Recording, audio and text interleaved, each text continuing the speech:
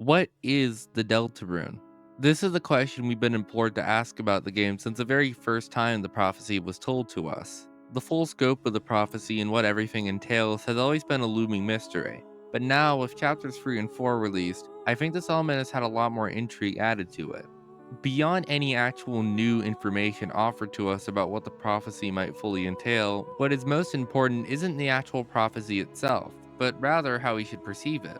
Before I proceed with this video, I must emphasize that if you have not yet seen Deltarune chapters 3 and 4, I highly recommend doing so before watching this video. This video contains spoilers for chapters 3 and 4, including the secret bosses, so if you haven't seen it yet, stop watching now and go play the game.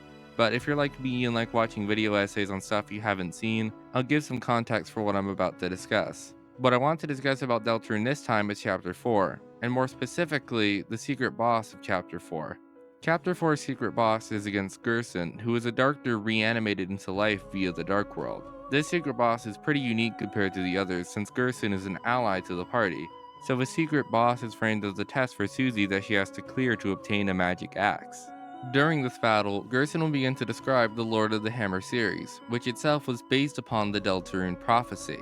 When he begins to describe these stories, they're obviously designed to be similar to the Dark World adventures we've been witnessing the Fun Gang go on so far.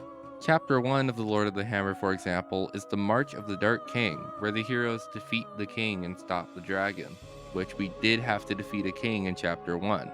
Chapter 2 of The Lord of the Hammer is about a queen, which mirrors the game's actual Chapter 2.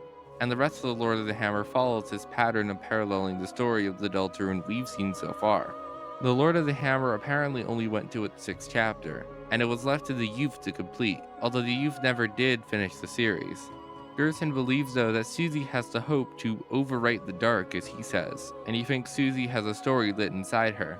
Once Susie wins Gerson's test by tricking him with her healing, Susie remarks at the end that Dragon Blazers itself was based upon the Lord of the Hammer series. But Dragon Blazers ended up altering parts of the plot in its telling of the story. And Gerson says at the end that he believes stories can be retold and that they can be changed. Up to this point, the secret bosses have largely presented themes of fate and how that intertwines with freedom. More specifically, it explored the abject, existentialist horror of fictional characters who are aware of their own fictionality and their own predetermined roles. Chapter 4's secret boss doesn't tackle these ideas in the same way, but I do think it expands on the discussion that the other secret bosses started. Rather than exploring the dread of this theme like the earlier secret bosses like Jevil and Spamton did, I believe that Gerson explores a more positive takeaway to this that may be the key to how we can achieve a good ending in Deltarune. It's a power that we've had from the very start of this game, and that's the power of interpretation. To explain this theme though, I first have to address the question that I posed at the very start of this video. What is the Deltarune? The most obvious answer to this question is the legend that Ralsei recites to us, as this is what seemingly has guided us throughout our entire journey. But then, there's also a version of the Deltarune in the Light World. And of course, there's the Lord of the Hammer series, which interprets this prophecy. And there's also the Dragon Blazer series, which interprets from the Lord of the Hammer.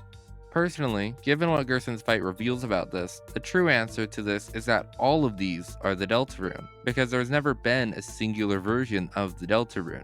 The way Gerson describes how the Lord of the Hammer series and Dragon Blazers interpreted and altered the Deltarune reminds me of mythology, particularly how mythology like Greek mythology have been passed down. Using Greek mythology as an example, these were tales that were passed down orally for generations, and thus different versions of the same tale were told based on the distinct contexts and cultures from when these tales were passed down. We can already see how distinct these different iterations of the Deltarune are from each other. For instance, the Lord of the Hammer series' 2nd chapter has the heroes saving the Queen in chariots, but in the actual Chapter 2 of Deltarune, Queen was the main antagonist the heroes had to fight. Or the 3rd chapter of the Lord of the Hammer series having the heroes traveling amongst islands. And although we did do that in Chapter 3, those moments were just a side part of the overall chapter in Tennant's game show. I could explain how every chapter of the Lord of the Hammer is like this, but I think you get my point by now. While everything follows the same general foundation and premises, these separate versions ultimately end up telling extremely different versions of the same core narrative. We can even see how Dragon Blazers itself was based on Lord of the Hammer while altering much of the story, and Lord of the Hammer itself is merely an interpretation of the Deltarune. Even looking at this from a meta angle, this holds true of Deltarune, the game itself. After all, within Undertale, we already had the mention of the Deltarune prophecy by Gerson. And of course, Deltarune has always been Undertale's spiritual successor, and Deltarune as a game can also technically be read as an alternate interpretation of Undertale's character and world. Chapter 1 of Deltarune especially is clearly designed to be a sort of remix of Undertale's general plot structure.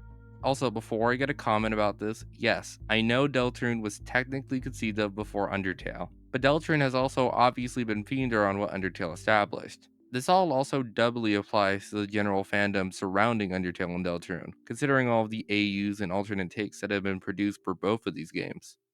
This power of interpretation that Gerson's fight emphasizes can seem irrelevant to what Deltarune is currently about, but I think this is something Deltarune has always been about. Gerson's plotline in Chapter 4 regarding the letter he's writing is the best encapsulation of this theme in Deltarune. During Chapter 4, he can be seen writing a letter, which he later requests Susie write down when she reaches the light world. Susie is worried initially about whether or not she could perfectly transcribe it, but Gerson reassures her by saying that as long as she copies the gist of it down, that's all that matters. She later addresses his letter to Alvin, and although it's certainly not what Gerson originally wrote, it communicates the essential message that Gerson wanted Alvin to know. That Alvin should be writing new and original stories that aren't concerned with upholding Gerson's legacy. This is something Alvin was shown struggling with at the beginning of Chapter 4. Although this idea isn't just relevant to this chapter, it's been relevant for all of Deltarune. I think it's a pretty common opinion to view Deltarune as a work about escapism, showing both how fiction can greatly improve and negatively impact our lives. But in order for that fiction to improve our reality, we have to be able to interpret the message it's trying to instill into us. Take Susie in Chapter 1 for example. Throughout most of the chapter, she actively avoids engaging with the Dark World shenanigans, and instead is only concerned with returning to reality and getting this charade over with. It's only around the climax of the chapter that Susie begins to genuinely consider what the world around her has been trying to communicate, and she's able to start better applying that to reality by being less aggressive and more open with her emotions. Or Noelle in Chapter 2 being able to see the lesson that she should stand up for what she wants. Although both of these characters still have a long way to go to fully apply these lessons to reality, it's the ability to interpret them to better improve your life that is most pivotal. But of course, the most important question about this is how this may be relevant to Deltarune's future. One of the core struggles that Deltarune has set up for the characters is not just against some antagonists like the Roaring Knight, but against fate itself, as Susie now has learned what the prophecy's end actually entails near the climax of Chapter 4. Susie is staunchly against what the prophecy predicts, and after this revelation, Ralsei remarks that until they see it with their own eyes, maybe it's best to believe in Susie's naive hope. Although the ending of Deltarune seems bleak with the prophecy's presumably dark ending, I believe that what may guide us to a good ending for everyone in this game is the power of interpretation. Because even if the structure and core of this narrative are preordained, all of the details in between aren't.